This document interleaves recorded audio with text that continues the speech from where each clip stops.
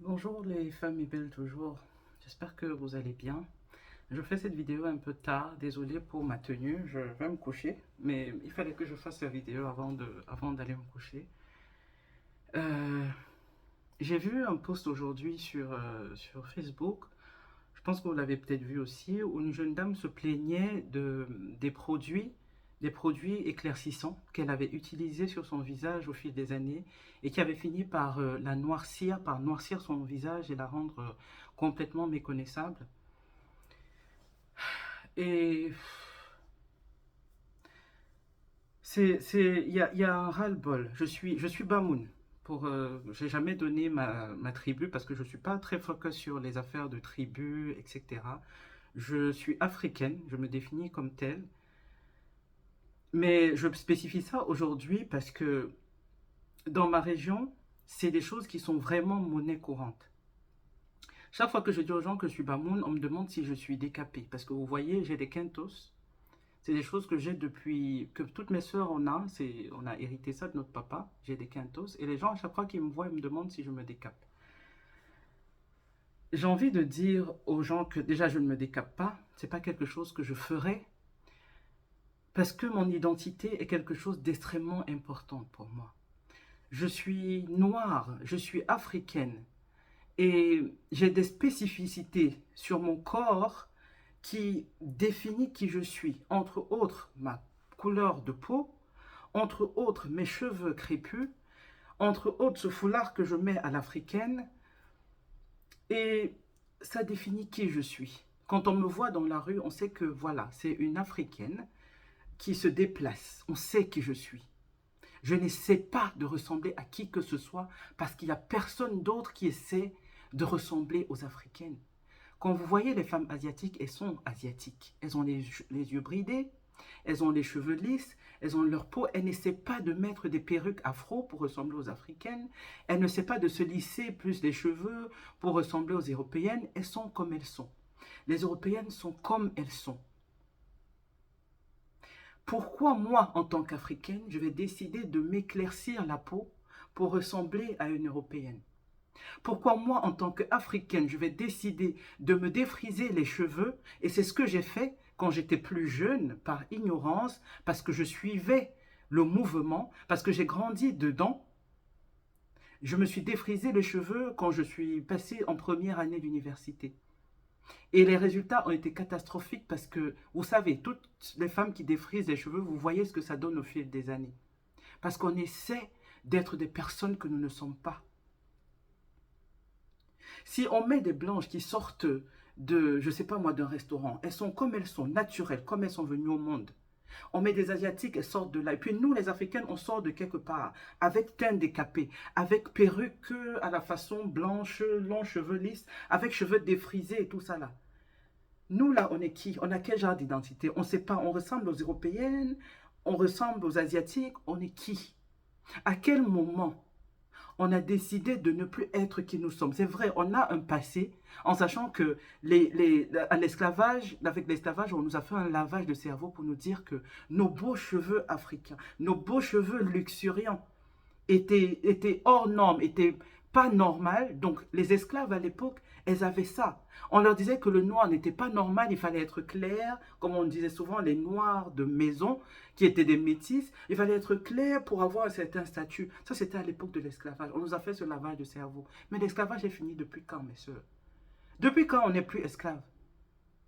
Qui nous oblige aujourd'hui à porter cheveux de blanc? Qui nous oblige aujourd'hui à nous décaper, à abîmer nos peaux, à nous préparer au cancer de la peau, à nous préparer à des maladies qu'on ne pourra plus gérer parce qu'on veut être blanche? Qui nous oblige à ça? Pourquoi on fait ça? Qu'est-ce qu'on va donner à nos enfants de demain, à nos filles? Nous sommes les femmes qui construisent la génération de demain, qui construisent les enfants qui vont construire le demain. Qu'est-ce qu'on donne à nos filles? Qu'est-ce qu'on lègue à nos filles comme héritage?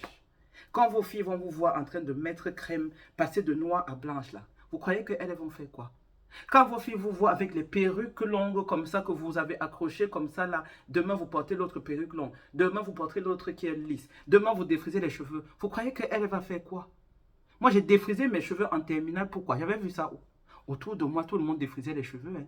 Si j'avais grandi dans un environnement où j'avais ma mère, mes tantes, mes cousines qui marchaient avec leurs cheveux afro, qui mettaient des foulards autour de leurs cheveux afro parce qu'on sait arranger ça, qui valorisaient leurs cheveux afro, le défrisage allait venir où même? Moi, dans ma tête. Pourquoi on a jeté notre identité? Pourquoi on veut ressembler à des gens qui ne nous calculent même pas, qui nous asservissent, qui font tout? Pourquoi on ne veut pas être qui nous sommes? La femme noire, la femme brillante, la femme belle, la femme qui quand elle sort avec son afro là, rien que ton afro là te donne, je sais pas, hein? On ne voit que toi. Qu'est-ce qui a fait que on se dise que nous, nos cheveux afro n'en valent plus la peine? Qu'est-ce qui a fait qu'on se dise que personne noire là, on ne calcule plus? Je suis Bamoun. Dans ma région là, les femmes se décapent. C'est ça qui est normal. Même quand tu n'as pas l'argent là, tu trouves de quoi acheter un petit savon pour ton visage, pour que ton visage soit clair. Mais j'ai dit oh. Et c'est parce que dans la société, on a les mœurs de quand tu es clair, tu es belle. Quand tu as les cheveux lisses, tu es belle. Quand tu es métisse, tu es belle. Pourquoi dans notre société africaine où la majorité des femmes sont noires, c'est le teint clair qui est une référence? Pourquoi on fait ça? Avec une mentalité comme ça, on va léguer ça à nos filles. Elles vont léguer ça aux enfants de leurs enfants, ainsi de suite. Génération aliénée, génération de cheveux lisses, génération peau à décaper pour être clair. C'est ça que vous voulez donner à vos filles? C'est ça que vous voulez laisser en héritage à vos filles? À quel moment on sort dans les rues avec nos cheveux afro toutes, où ça devient la normalité et où nos enfants comprennent que c'est ça qui est normal. Même si elles vont à l'étranger, elles vont transporter leurs cheveux afro à l'étranger. Et puis c'est ça même que les Blancs vont voir et puis vont dire, c'est joli. Hein? Parce que oui, à l'époque de l'esclavage, les femmes avaient des cheveux afro et les Blanches étaient jalouses des femmes. Parce que les Blancs, les hommes là, ils étaient focus sur ces cheveux luxuriants qu'on pouvait manier comme on veut. Elles mettaient des foulards. À un moment, on a fait une loi pour dire que bon, les femmes là, les noires là, vous devez cacher vos cheveux parce que les femmes étaient jalouses, les femmes blanches. Elles ont sorti une loi pour ça. Les femmes noires ont commencé à couvrir leurs cheveux avec des foulards. Ça là, c'était encore le summum. Les gars étaient fins. Et puis nous, aujourd'hui, on cache nos cheveux sur cheveux longs, sur cheveux des gens. Aujourd'hui, on veut devenir blanche pour mettre notre identité, c'est-à-dire marcher sur qui nous sommes en tant qu'Africaines pour ressembler à d'autres personnes. Mais j'ai dit, hein, c'est pourquoi?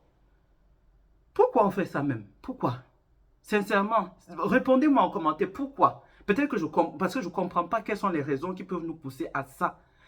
Comment on fait pour sortir de là, mesdames? Comment on fait? Parce que nous sommes des femmes d'impact. Et on impacte le monde aujourd'hui, on impacte le monde de demain. On veut impacter comment? En reniant qui nous sommes?